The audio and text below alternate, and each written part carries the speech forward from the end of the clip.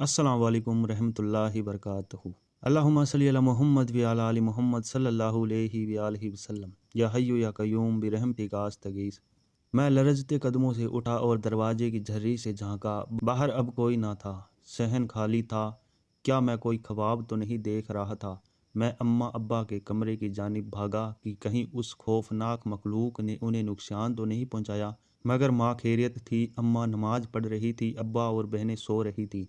मैंने सुकून का सांस लिया। अम्मा, आपको रात में कोई शोर सुनाई दिया था? उस खौफनाक मंजर की तस्दीक के लिए मैंने अम्मा से पूछा, मगर अम्मा के इनकार ने मेरा खौफ बढ़ा दिया। दिन भर मेरा दिमाग मुंतशिर रहा। मैं किसी से अपनी परेशानी का जिक्र भी नहीं कर सकता था, क्योंकि जो भी सुनता मुझे दीवाना या बहमी कहकर मेरा मजाक उड़ाता। वैसे भी इस तरक्की याफ्ता दौर में ऐसी बातों को कौन मानता है। जैसे ही रात का अंधेरा फैलने लगा, मुझे वो भयानक मंजर याद आने लगा। मेरा वजीफ़ा पढ़ने को बिल्कुल भी जी नहीं चाह रहा था, मगर अमल अधूरा भी नहीं छोड़ा जा सकता था। सो हिम्मत करके बैठ गया। अभी अभी पढ़ाई करते आधा घंटा ही गुजरा था कि फिर से सहन में वही आवाज़ें सुनाई देने लगी। कल की निस्बत आज शोर बेहद ज़्यादा था। मेरा वजूद खौफ की लपेट में आकर लरजने लगा। मेरे अंदर हिम्मत नहीं थी कि मैं दरवाज़ा खोल कर देखता। अम्मा अब्बा, मैं गला फाड़ फाड़ कर चीखा, मगर आवाज़ हलक में रह गई। मेरी रूह बदन में फड़फड़ा कर रह गई थी। बेबसी से आंखों में आंसू आ गए। सवाल बहुत से थे, मगर किसी का भी मेरे पास जवाब ना था और ना ही कोई रहनुमाई करने वाला था। बैठे बैठे ज़िंदगी एक नई मुसीबत में फंस गई थी। बाहर आवाज़ें बढ़ती जा रही थी। मैंने कमरे की लाइट ऑफ कर दी ताकि दरवाज़ा खोलकर अगर बाहर झांकूं तो वे मुझे देख ना पाई। मगर मेरी कम अक्ली थी। दरवाजे की झिर्री से मैंने झांका तो नया मंजर देखकर बेहोश होकर गिर पड़ा। और जब आँख खुली तो उजाला शहर फैल चुका था। सब घर वाले मेरे इर्द गिर्द बैठे रो रहे थे। सब मुझसे वजह पूछ रहे थे, मगर जवान तो जैसे गूंगी हो गई थी। रात का मंजर पूरी जज्जियात के साथ अपनी व्यस्तों समेत मेरे दिमाग में ताज़ा होने लगा। तीन सियापोश देव हैकल वजूद, जिनकी आंखें लहू रंग की थी, दोनों हाथों में जंजीरें थामे शिद्दत से आपस में टकरा रहे थे कि बड़े से बड़ा दिल वाला सह ना पाता। उनकी भयानक सुर्ख आंखें मेरे दरवाजे की जानिब लगी थी। जैसे ही मैंने बाहर झांका, उन्होंने मुझे देख लिया और मेरे कमरे की जानिब पेशकदमी करने लगे। उनका हाल हुलिया, शक्लें कल वाली मखलूक से भी ज़्यादा भयानक थी और जंजीरों को टकराने से जो आवाज़ पैदा होती थी वह भी हैबतनाक थी। मेरा दिल खुशहाली की तमन्ना और अमल को जारी रखने से अब मुकम्मल बेदार हो चुका था। मैंने इरादा कर लिया कि अमल तर्क कर दूंगा, मगर क्या जानता था कि मैं ऐसे रास्ते पर कदम रख चुका था जहां से वापसी मुमकिन नहीं होती और मंजिल सिर्फ मौत होती है। दिन भर नकाहत और बुखार के बाइस घर में ही रहा। सर्दी का जोर था। मैंने खाना खाया और दवा खाकर सो गया। रात को अचानक किसी की मौजूदगी का एहसास मुझे जगा गया। कमरे में नीली रोशनी का बल्ब जल रहा था। कमरे की फर्श पथराई हुई लग रही थी। आंखों को रगड़ते हुए मैंने अंधेरे में गौर से देखा तो जोरदार चीख मार कर रह गया। सब घर वाले दौड़े चले आए। वो सब मुझसे वजह पूछ रहे थे और मैं बस खौफ से रोए जा रहा था। वो समझे कि शायद मैं कोई बुरा ख्वाब देखकर डर गया हूँ, मगर हकीकत कुछ और थी। कमरे के खामोश गोशे में लकड़ी की कुर्सी पर मेरा हमशक्ल बैठा मुझे गजबनाक तेवरों से घूर रहा था। वे बिल्कुल मैं था, मेरे जैसे लिबास। मैं वो खामोशी से उठा और मेरी तरफ बढ़ने लगा। मैं फटी फटी आंखों से उसे तकता जा रहा था। मुझे लगा कि मैं कोई ख्वाब देख रहा हूँ। वो मेरा हमशक्ल बिल्कुल मेरे करीब पहुंच गया था। उसने दोनों बाजू उठाए जैसे मेरी गर्दन दबाने वाला हो, मगर ये क्या, उसके तो दोनों हाथ ही नहीं थे। ये देखकर मैं होशोवास से बेगाना हो गया। मेरी ज़िंदगी से सुकून ख़त्म हो गया था। मैं जो समझ रहा था कि अपनी मर्ज़ी से कोई अमल करूँगा और जब दिल चाहेगा छोड़ दूँगा, मगर यह इतना आसान नहीं था जैसा कि मेरे जैसे नादान लोग जान लेते हैं। पूरा दिन खौफ में गुजरा और रात को कोई ना कोई वाक़या मुझे निढाल कर जाता। ना जाने मेरे साथ ये सब कुछ क्यों हो रहा था। फैक्ट्री से भी आए रोज़ छुट्टियां करने लगा था। घर में तंगी और बेबरकती बढ़ने लगी थी। अम्मा अब्बा के हर रोज़ झगड़े होने लगे, जिन्होंने कभी ऊंची आवाज़ में एक दूसरे से बात तक ना की थी। मेरी दोनों बहनें एक दूसरे की जानी दुश्मन बन बैठी, जरा सी बात पर मरने मारने पर तुल जाती। खुशहाली की तमन्ना करना मेरे लिए सज़ा बन गई थी। रात तो इतनी तकलीफ़ देह हो गई थी कि उसके तसव्वुर से भी खौफ आने लगा था। फिर एक नया सिलसिला शुरू हुआ कि सब घर वाले घबरा गए। मैं जैसे ही खाना खाने बैठता तो अजीब सी बिनबिनाहट जो गैर वाजे होती फिर बाजे होने लगती। रोटी देना, एक कमज़ोर सी मर्दाना आवाज़ सुनाई देती। मैं चाहे घर में होता या बाहर, ये आवाज़ मेरा हर जगह ताक़ुब करने लगती। रोटी देना। आवाज़ मुझे सिर्फ सुनाई देती। बाकी लोगों से पूछता तो वो लाइल्मी का इजहार करते। पहले पुकार सुनाई देती रहती, फिर देखते ही देखते मेरा सारा खाना कोई नादीदा मखलूक खा जाती। घर वाले हैरान रह जाते, मगर वो नादीदा मखलूक मुझे कुछ खाने ना देती।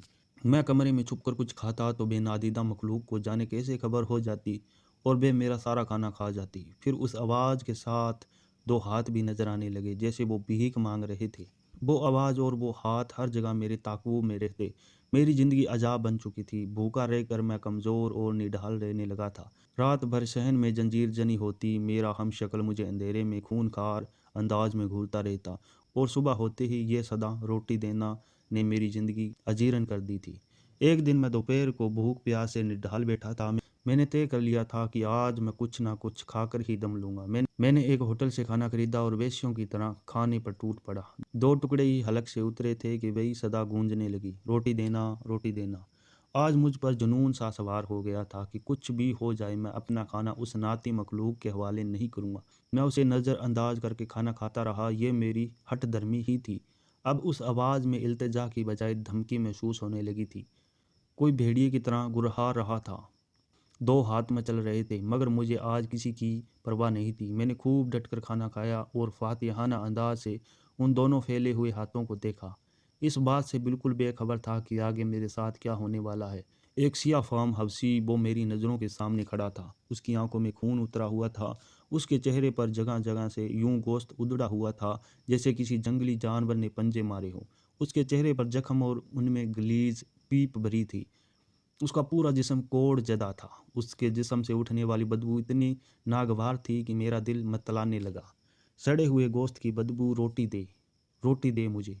वो शख्स पूरी ताकत के साथ यूं ही चीखा। मैंने गैर इरादी तौर पर इधर उधर देखा। लोग यूं मसरूफ़ थे जैसे वे ना तो कुछ सुन रहे हो और ना ही देख रहे हो, यानी वे सिर्फ मुझे दिखाई दे रहा था, मुझे सुनाई दे रहा था। उसके हलक से जानवर जैसी गुर्राहट निकली। वो गला फाड़ फाड़ कर बस यही कहता जा रहा था, रोटी देना। उसकी हालत जुनूनी होती जा रही थी, जैसे आज वे मेरा पेट फाड़ कर खाना बाहर निकाल देगा, जो कि आज मैं जोर जबरदस्ती से खा चुका था। फिर वही हुआ। खौफ और दहशत से मुझे एक जोरदार की उबकाई आई और खाना बाहर निकल गया। और बस यही नहीं हुआ, खून की 2-3 उल्टियां करके मैं होश से बेगाना हो गया। खुराक की कमी ने मेरा बदन हड्डियों का ढांचा बना दिया। घर वाले मेरी हालत देखकर हर वक्त रोते रहते। मैं जिन्हें खुशियां देना चाहता था, अब उन्हें गम देने का सामान बना हुआ था।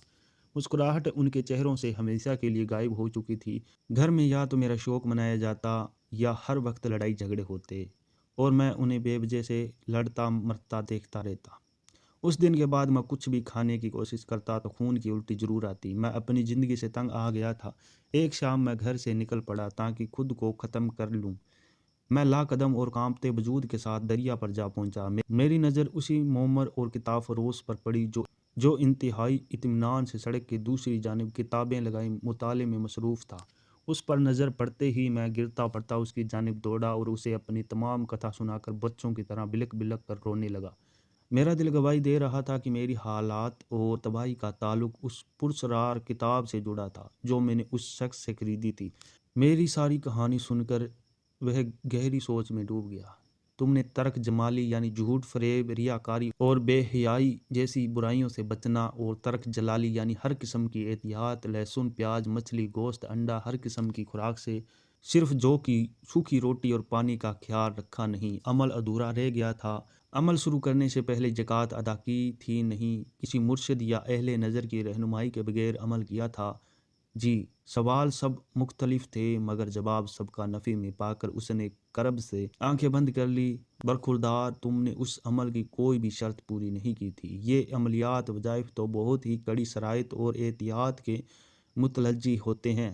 जरा सी भूल चूक भी गले पड़ जाती है। तुमने अपने माल और रिज़्क़ में बरकत के लिए जो वजीफ़ा पढ़ा था, यह सब उसके असरात हैं। तुम्हारी बेहतियाती की वजह से और आधे अधूरे इल्म और बगैर किसी मुर्शिद की रहनुमाई के अमल करना तुम्हें नफ़े की बजाय नुकसान पहुंचा गया। और सिर्फ तुम ही नहीं, बल्कि तुम्हारे घर वाले भी जद में आ गए। वो लोग जो तुम्हें नज़र आते हैं वे उस अमल के मुवक्किल हैं, और वे तुम्हारा हमशक्ल, तुम्हारा हमजाद, और वो करी शक्ल का बूढ़ा आदमी जो तुमसे हर वक्त रोटी मांगता है, वो तुम्हारा आधा अधूरा अमल है। तुम अपना काम हर तरफ से खराब कर चुके हो। अब बेहतरी है कि कोई सूरत नहीं, वो तासुफ भरे लहजे में बोला, मोकलात अब तुम्हारी जान नहीं छोड़ेंगे। वो उम्र की नकदी ख़त्म होने का इशारा दे गया। अब मैं बिस्तरे मार्ग पर पड़ा हर रोज़ रात को वही सब कुछ देखता हूँ। रोटी देना की सदा हर पल हर लम्हे इर्द गिर्द मंडलाती रहती हैं। मेरी आप सब सुनने वालों से इल्तिजा है कि कभी भी बिला इजाज़त और रहनुमाई खुद से कोई अमल ना करें। बड़ों की बातों को संजीदगी से लें। उनकी हिदायत में हमारी बेहतरी पोशीदा होती है। यही इसरार भरी राहें हरगिज़ आसान नहीं हैं जितना कि हम आप समझ लेते हैं।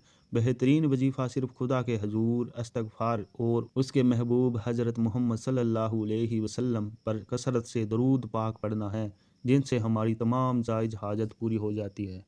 मेरा अंजाम हर एक के लिए बाइस इबरत है। मेरी बातों को मेरी तरह ही नज़रअंदाज मत कीजिएगा, क्योंकि ये इसरार गैब समझना हर एक के बस की बात नहीं।